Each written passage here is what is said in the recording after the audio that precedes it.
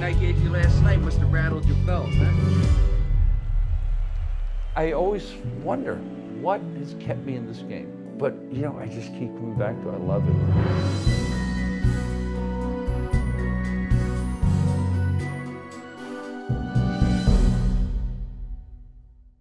Thank you very much, Mr. Frank Stallone, for talking with NOIAFT. We are an Italian-American organization, so I'm going to start off right off the bat with an Italian-American question. Italian-Americans, obviously, have made a huge impact in the entertainment industry in America. Yeah. Sinatra, Bennett, Scorsese saw themselves as Italian-Americans. I believe Frank Capra said he saw himself as an American of Italian descent. Yes. May I ask, what is your relationship to Italian culture, especially with your dad being an immigrant from Italy? And has it or has it not influenced or shaped your career? I think as I got older, I was probably more connected to it. You know, I grew up in Maryland, Silver Spring, Maryland, and the only Italians I knew were my immediate family who were, you know, they had the heavy accents, they were off the boat, and all their friends were Italian, so they were a lot older. So it wasn't like the neighborhood was Italian. It wasn't like there was a million Italian restaurants in Silver Spring, Maryland. But the Italians I was around were my aunts and my uncles and my cousins. And, you know, they didn't want us to speak Italian because they came over, and if you didn't speak English, you couldn't get a job. And, you know, my father was in World War II and came over 32, like when he's like 19.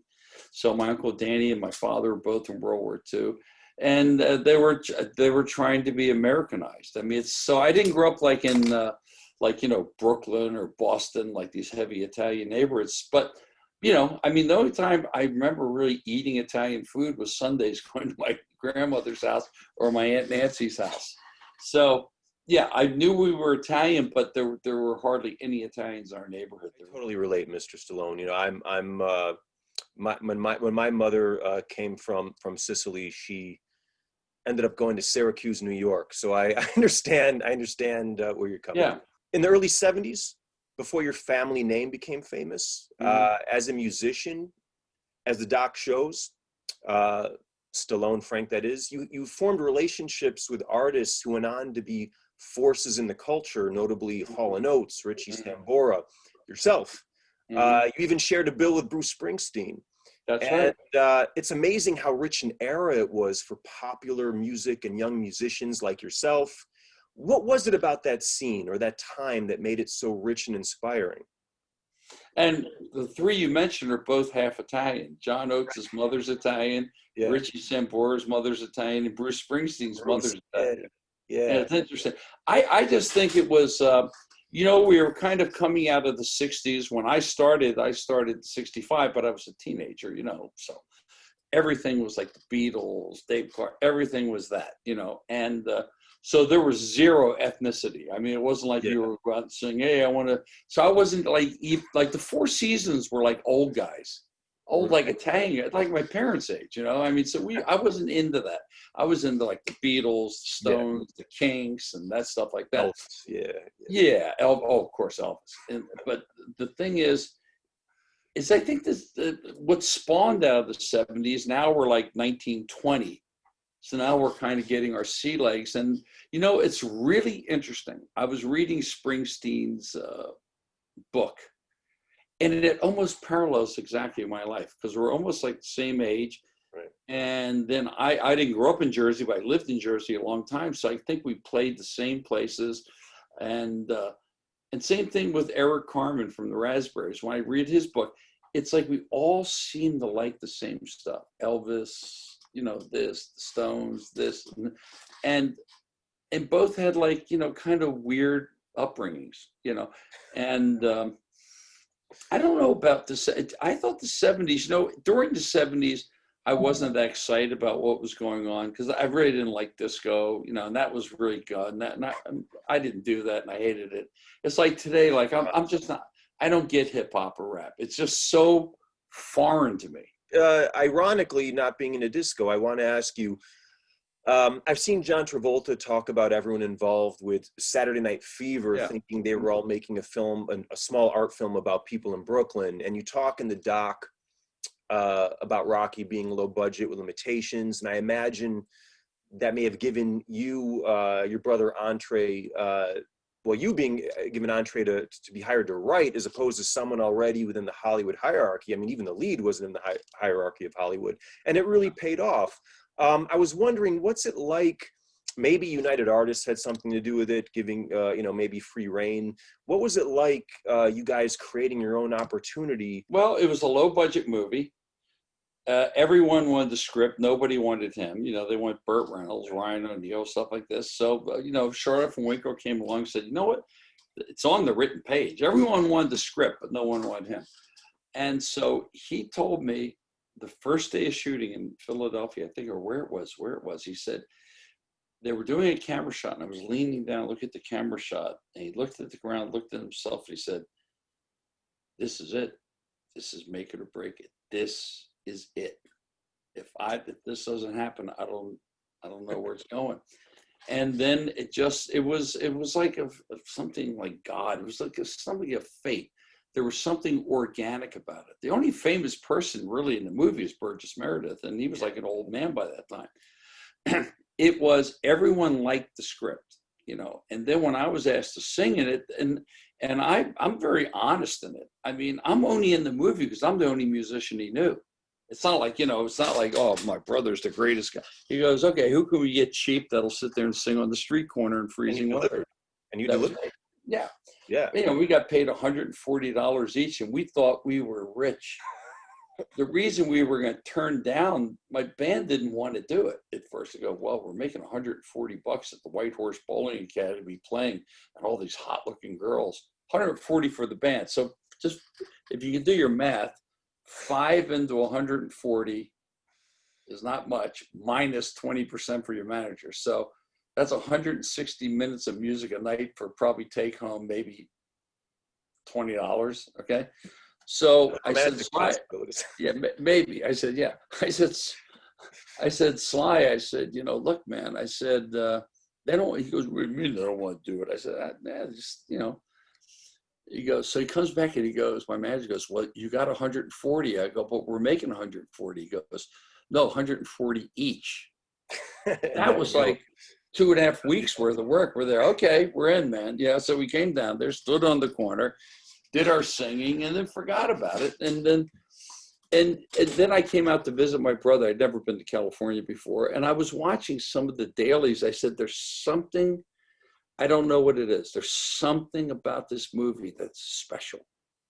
It was like watching On the Waterfront or East of Eden or Rebel Without a Cause. It was just something about it. I can't quite put and then we forgot about it. So I was working on getting a deal with RCA Records with my band, Valentine. And today, I'll never forget it. I'm walking down the street, and this is when they had newsstands, when people actually read the newspaper, read magazines, you know. So it was like 1975, late 76. I'm walking down, and I still have it somewhere here. And I'm walking down, and all of a sudden, I'm walking by all newsstands in New York City, big newsstands. They sold everything, papers, this, that. And I go like this, and I see a Village Voice, this big. And it says, a big picture of Sly. I have it somewhere. Here, I'll show it to you. Let me hold on 1 second. I got it right here. So I'm sitting there and I'm looking at this newspaper and I'm in shock. And this is what it said. I don't know if you can see it. Let's see. To Los Angeles. Oh, Brando. Yeah, Brando. Oh, wow. Brando streetcar. Oh, wow. But that was the headline. That was the headline on the paper. It says 51 Brando streetcar, 1955, right. Dean, Rebel, 67 Hoffman, Graduate, 69 Nicholson, Easy Rider, 72 Pacino, 77 Stallone, yeah, Rocky. Okay. Yeah, that's an amazing comparison. It is a poignant comparison, I think. So I almost had a heart attack. I go, excuse me? Because I didn't know what was going on. I lived in New Jersey. I didn't understand what was going on. And I saw that headline. I went, oh my God, here's my brother. Guy couldn't get an acting job. So now, of course, I took the Village Voice. This is just, but this thing right here is an add-on. Remember, the movie was only in 2 theaters, New York and LA. And so this was just a paste on it. It says now showing Los Angeles. Okay. You mentioned in the documentary at a certain point that you suffered from panic attacks. Oh yes. People thought, to use your term, that you were stupid. Whereas today, something like ADHD is a diagnosed condition. I was really wondering, how did that affect you, and how do you think it would make things different for you today, given that people are willing to lend you some rope or give you a hand, It was like that. absolutely terrifying because I didn't know what was going on. I would just, all of a sudden I'd wake up and it was like every day it was like a nightmare. It was like I was living in hell every day because I didn't know what was wrong. It just came out of nowhere. And I have these panic attacks. I was afraid to be around people. I had all these weird thoughts. And the only thing that saved my life, and that's why I believe there's a divine intervention, was music. If I didn't have music, I don't know what would happen because I was crying. I just wanted it to end. All I wanted to do was be happy. And I just had this thing on me. And there was nothing I could do about it because no one knew about it. And you were embarrassed to mention, hey, I feel like crazy today, like I want to jump or do this stuff like this. And they would come at these opportune moments and my stomach would be in knots. I'd be like, it was terrifying. The terrifying thing was the thought of a panic attack coming on. And they didn't have anything. Now they have Xanax and, and you can talk about it, but there was no one to talk about because if you talked about it to someone, they think you're nuts. Yeah, I talked about my brother, but I didn't know how to explain it because there wasn't much dialogue on it. And I believe music absolutely saved my life because I would have panic attacks, but then I'd be on stage with my band and I'd be fine. Let's say your music had hit before the movies. Mm-hmm. Might you not have, well, in my opinion, unjustly kind of suffered, as you point out in the doc, as sort of a caricature? Well, I know, I knew there was nowhere to go. There was no turning back. It came a point, I really didn't have that much education. I mean, I was self-taught. I mean, as you can see behind me, I have thousands of books. Yeah. And so I hear you. I hear you. I know. So that's what I did. My mother always encouraged me, not musically, my mother always encouraged me to read. We had a subscription to every magazine, Look, Life, you name it, we had it. And so that was inspiring in the sense, but I don't know what would happen if I would have made it first. But here's the weird thing: everyone thought I would make it first because my brother was kind of. We didn't see anything like oh, this guy's a special talent. We said, people go like this. They go, you know what? And I would say, when I make it as a star, I'm going to help my brother with his movies.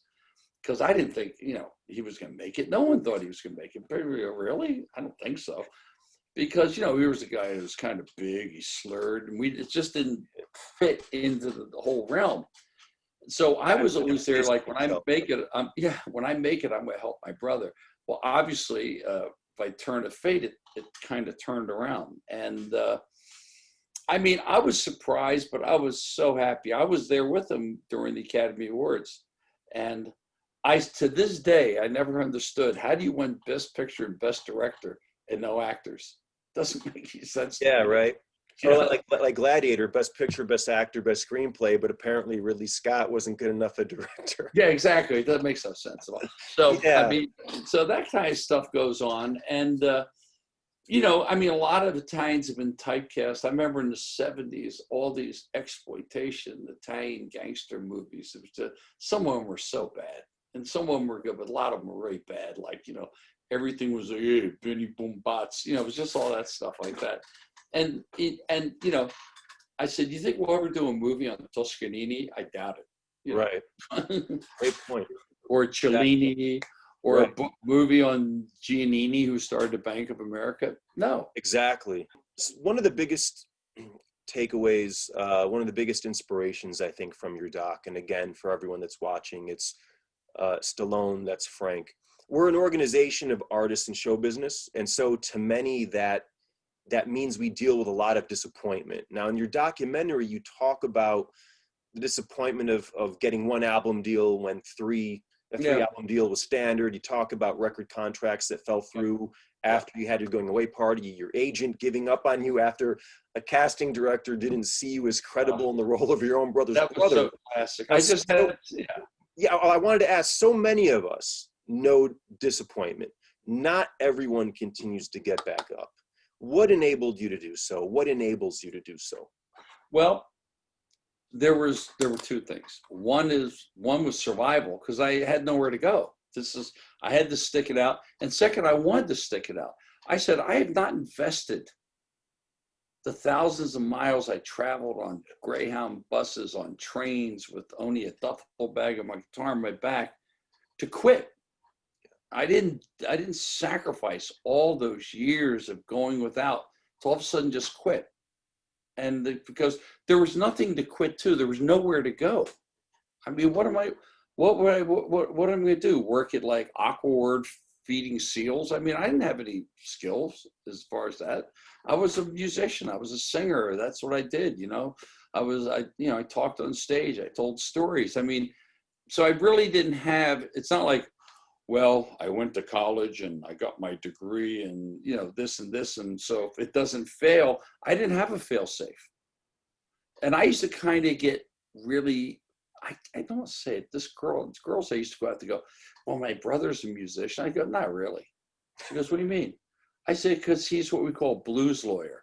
So in other words, he really couldn't cut it. He couldn't be in the trenches. So he went to college and got rich, and he dabbles in music. So to me, he's a sellout. And they go, oh no, I said, I don't care if he's a great player. He went to college, and he went to an Ivy League college and got rich.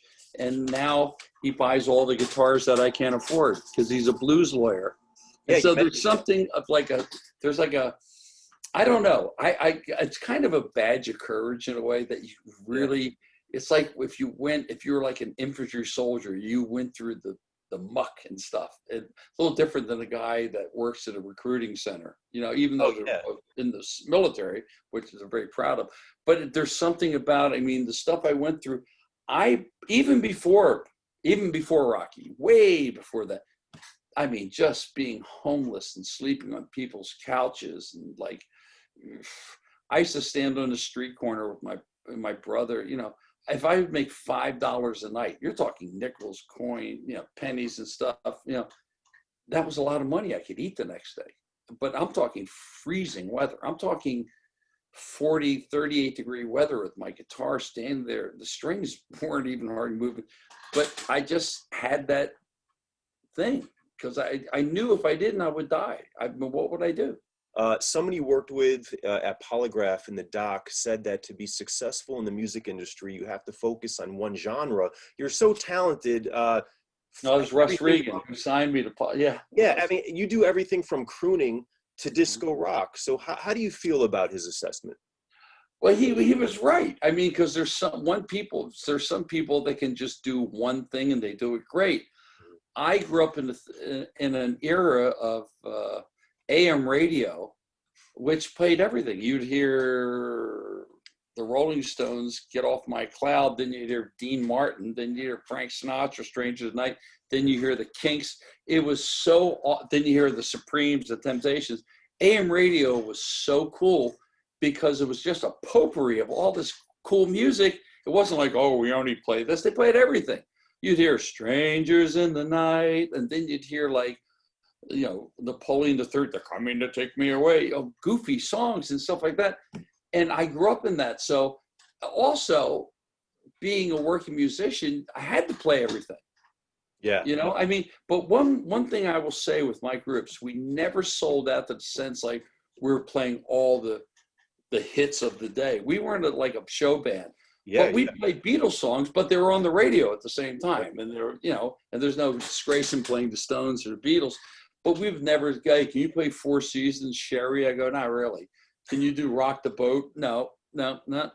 We would do Bee Gees, we'd do Buffalo Springfield. We would do Beatles. We just did songs we wanted to do, and people loved it. You know, they loved the idea. So what happened was now, which has been going for the last 10 years, I said, okay, I got like 12 albums. I got some big band albums, which I'm very proud of.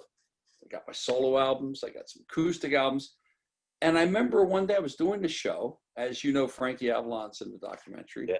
And we were doing a show at the Children's Network. I'll never forget this, in Utah. It was about 1985. He goes, Frank, how come you don't do any of your own stuff? Why come you don't do your original stuff? Why are you doing this? And I said, yeah, why aren't I doing the stuff I wrote? So with the help of my musical director, Jonathan Hughes, and myself, for the last 8 years, I have a great band. I have 5 horns. I got big, so we duplicate it. But I am able to transition the opening with stuff off my big band albums and slowly go into Staying Alive, then do something acoustics, then go into some blues, then go into more of my, mostly a lot of my other stuff, and then hit some big band stuff. And all of a sudden it's this journey. And people go, but what kind of show do you do? I said, you have to see it. I can't quite explain it, because if I just explain it, it sounds like I'm a bad show band, you know, like playing the Holiday Inn, like, hey, rock the boat.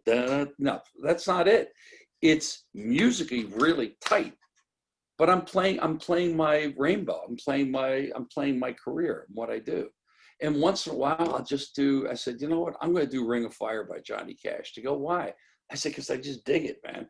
It's like when you see Springsteen, sometimes he'll do Devil with the Blue Dress. He'll do other songs. You know, today it's commonplace for marriages to end in divorce, for nuclear families to be extended through remarrying, et cetera. Yeah. When you were a kid, maybe it wasn't. I don't mean to pry. Feel free to pass. But you mentioned several times in the doc that your household growing up was not happy and one of emotional tumultuousness.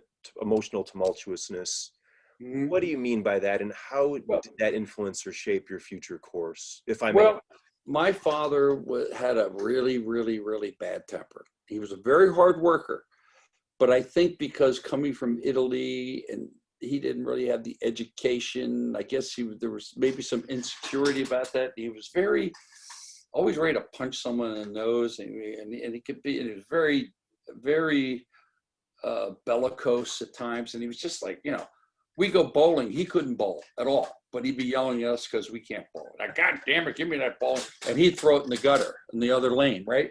But he was very judgmental and made us really uncomfortable and nervous around. And then when my mother, with the fighting and the divorcing and the stuff like this, it was like, it almost forced me into a fantasy world.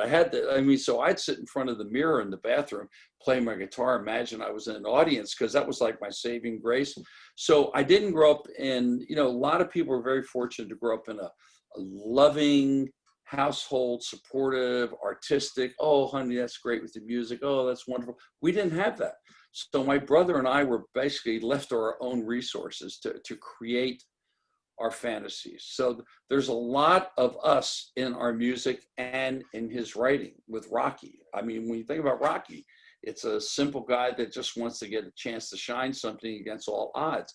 So that is it. So it was a very tumultuous relationship. It wasn't warm. It wasn't fun. I mean, I love my mother, I love my father, but it was not, oh, we love you, son. You know, it was still a handshake after you haven't seen each other in 5 years. Hey, nice to see you. Well, that's great. I have a better relationship with my mailman. You know what I mean? So it was like that type of thing, because a lot of people think, you know, because you're Italian, they're hugging and stuff. Maybe a little more now. But, you know, people that grew up through the Depression in a different era, they were a little harder. They didn't really show emotion like they do now. I mean, you would never hug a guy. Are you crazy? I remember the first time a guy hugged me, I was going to give him a shot right on the chin. I didn't know what was going on. But because people didn't do that. It's like when you look at old movies, well, Dad, I'll see you going off to war. Well, see you, son, a handshake. I mean, that's kind of the world of what it was like. So hopefully people have learned from that, where they are a little more sensitive and warm to their children. You know, I mean, because I'm not saying that was the greatest way to grow up, but that's what it was, you know. And but my father was a very hard worker. He was very judgmental. He could be pretty cruel. but one thing I'll give him, he was a hard worker, and he was always kind of trying to better himself. You know, after he died, I found these things from like Dale Carnegie, you know, how to better yourself and stuff like that. So he was one of those guys. And my mother, God rest her soul, almost made it to 99 by a month. And she got up every day, exercised on the trampoline, lifted weights, did her Pilates, played her accordion, and she was terrible at it. I mean, she played for 90 years, couldn't play a song, but. Yeah, Mr. Stallone, you know, my fiance and I have also lost some loved ones in this past year, to whatever extent it's worth anything. My condolences. Well, thank you very much. Well, I thank you very much for, first of all, answering that question. I really appreciate it, and I'm sure a lot of our members do. I want to thank you so much for joining us today for the discussion. We find very inspirational what's in your documentary. Again, Stallone, Frank, that is. And again, you standing up and walking your own way. I really appreciate it. Thank you. Well, tell all your friends, mi chiamo Francesco Stallone, ci vediamo allora. I just wanted to ask, is there anything you would like to mention? Well, I would like to mention I'm a little bit of an entrepreneur. I have a guitar company called Frank Stallone Guitars, and you can just go to frankstalloneguitars.com. And what we're doing is selling really good guitars at really good prices with 100% guarantee, because I know in these days and times, when I was a kid, couldn't afford it. You know, a lot of people now are having a tough time. So we have top quality guitars. A lot of people are starting to play them, and they're at a reasonable price. And it's something kind of fun, because I love guitars. I collect them. I probably have too many of them, but it's just something to keep, you know, something to keep you busy, something to have, you know, because it's not the most fun time right now being locked in, but it's a good time. And Gio, I want to thank you, and I want to say hello to all the Italians, Americans, or American Italians, or the ones off the boat. We're a proud people. We've done a lot of good stuff in this country. We've done a lot of great stuff, and I'm sure we will continue to do more. Thank you so much, sir. I appreciate it. It's been a pleasure talking with you today. Ciao.